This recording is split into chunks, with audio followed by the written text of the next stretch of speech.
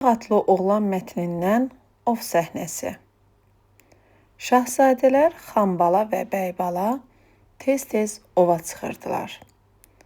Mehdərin oğlu Nərbalanı da özləri ilə götürürdülər ki, onlara qulluq eləsin. Vurulan heyvanları gətirsin, çadır qursun, ocaq qalasın, yemək bişirsin.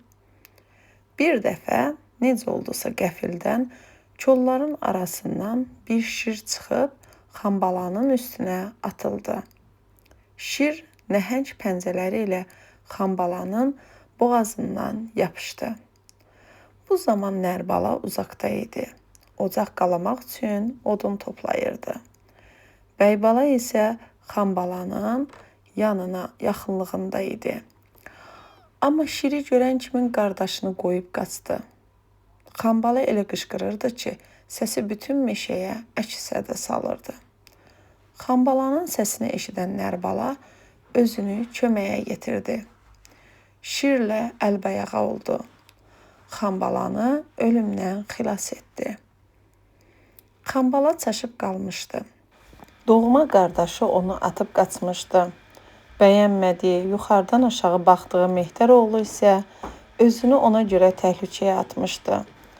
Fikirləşəndə ki, bu hadisəni eşidən hər kəs Nərbalanın qəhrəmanlığından danışacaq, paxıllıqdan ürəyi partlayardı.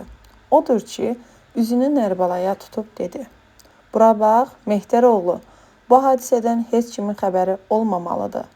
Onsuz da yazıq bir Mehdəroğlunun şahzadəni xilas etməsinə heç kim inanmaz." Özü isə şirin dərisini soyub çiyninə aldı. Qalibanə şəkildə saraya tərəf yollandı.